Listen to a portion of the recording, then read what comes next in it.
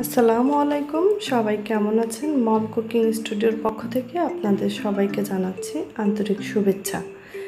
আজকে আমি আপনাদের সঙ্গে দারুণ মজার একটি রেসিপি শেয়ার করব। সেটা হচ্ছে চিড়ার কাটলেট বা চিড়ার সুন্দর দারুণ একটি রেসিপি। তো চলুন দেখে না যাক কীভাবে তৈরি করি। আজকের রেসিপিটা ভালো লাগলে আমার চ্যানেলটাকে সাবস্ক্রাইব করবেন আর ভিডিওটাকে লাইক কমেন্ট শেয়ার করবেন। এখানে আমি নিয়েছি 1 কাপ পরিমাণ চিড়া। চিড়াটাকে এবার আমি পানি দিয়ে ভালো মতো একটু ধুয়ে নেব। আর চিড়ার মধ্যে এমনিতেও অনেক ময়লা থাকে, এজন্য একটু ভালো করে ধুয়ে নিতে হবে। ভালোভাবে ধুয়ে আমি পানি দিয়ে 5 মিনিট এভাবেই ভিজিয়ে রাখবো, যেন চিড়াটা নরম হয়ে যায়। তো 5 মিনিট পর চিড়াটা নরম হয়ে গেছে আর পানিটাকে আমি ঝরিয়ে নিয়েছি। এবার আমি ভালোভাবে একটু মেখে নিচ্ছি।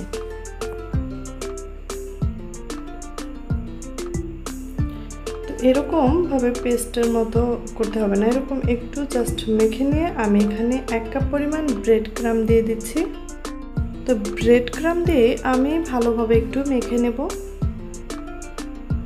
এখানে দিয়ে দিচ্ছি 1 চামচ লবণ, 1 চামচ জিরে গুঁড়া, 1 চামচ মরিচ গুঁড়া, 1 চামচ চাট মশলা, দিয়ে দিচ্ছি 1 চামচ আমচুর পাউডার, দিয়ে দিচ্ছি কিছু কাঁচা পেঁয়াজ কুচি, দিয়ে দিচ্ছি কিছু মরিচ কুচি।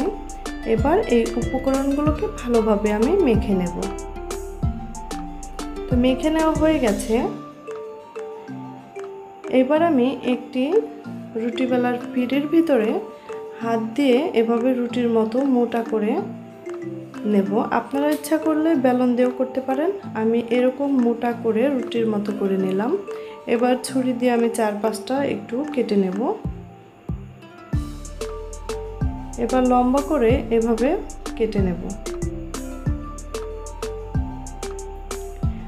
মাছ বরাবর এভাবে আমি 2 টুকরা করে নিচ্ছি। এবার একটি একটি করে তুলে নিচ্ছি। আমি এখানে ডিম নিয়েছি, একটি ডিম ফেটে নিয়েছি আর কিছু আস্ত চিড়া নিয়েছি। তো এবার প্রথমে আমি ডিমের ভেতরে ডুবিয়ে নেব ভালোভাবে। এবার আমি চিড়ার মধ্য দিয়ে ভালো করে কুট করে নেব। কুট করে নেওয়ার সময় খেয়াল রাখবেন যেন অবশ্যই প্রত্যেকটা সাইডে চিড়া লেগে থাকে। কুট করে নেওয়া হয়ে গেছে। এভাবেই আমি সবগুলো তৈরি করে নেব। দেখুন সবগুলো আমার তৈরি হয়ে গেছে। এবার এগুলোকে ভেজে নেওয়ার পালা। ভেজে নেওয়ার জন্য ফ্রাই প্যানে আমি তেল দিয়ে দেব পর্যাপ্ত পরিমাণ। যেহেতু এটা ডুবো তেলে ভাজতে হবে, এর জন্য তেলের পরিমাণটা কিন্তু অবশ্যই একটু বেশি নিতে হবে। মাঝারি আঁচে যখন তেলটা হালকা গরম হবে তখনই আমি এগুলো সব দিয়ে দেব।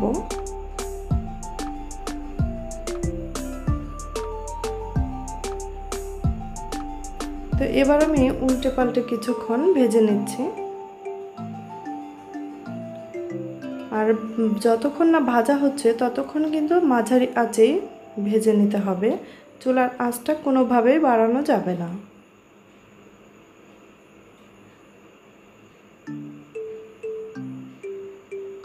তো আমি এভাবে উল্টে পাল্টে ভেজে নেব।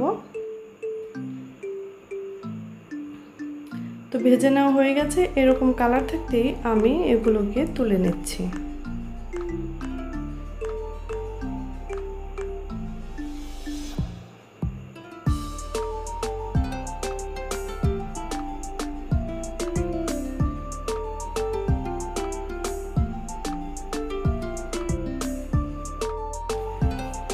তো বাকি অবশিষ্টগুলো আমি এভাবে একই পদ্ধতিতে ভেজে নেব।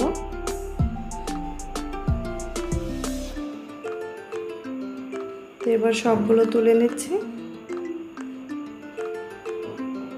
ঝটপট তৈরি হয়ে গেল বিকেলের একটি নাস্তা। এটা আপনারা অবশ্যই তৈরি করে খাবেন এবং বাচ্চাদের তৈরি করে খাওয়াবেন। খেতে অসম্ভব ভালো লাগে। আশা করছি আজকের এই রেসিপিটা আপনাদের অবশ্যই ভালো লেগেছে। আর ভালো লেগে থাকলে অবশ্যই একটি লাইক দিয়ে যাবেন। যারা আমার চ্যানেলটিকে এখনও সাবস্ক্রাইব করেননি তারা অবশ্যই সাবস্ক্রাইব করে নেবেন। ভিডিওটাকে আপনাদের প্রিয়জনদের মাঝে শেয়ার করবেন। আজকের মতো এখানেই বিদায় নিচ্ছি। অন্য কোনো রেসিপি নিয়ে আবার আমি চলে আসবো আপনাদের সামনে। সেই পর্যন্ত আপনারা খুব ভালো থাকবেন, আর আমার জন্য কিন্তু অবশ্যই দোয়া করবেন। আজকে আমার সঙ্গে এতক্ষণ ভিডিওটা দেখার জন্য আপনাদের অসংখ্য ধন্যবাদ। আল্লাহ হাফেজ।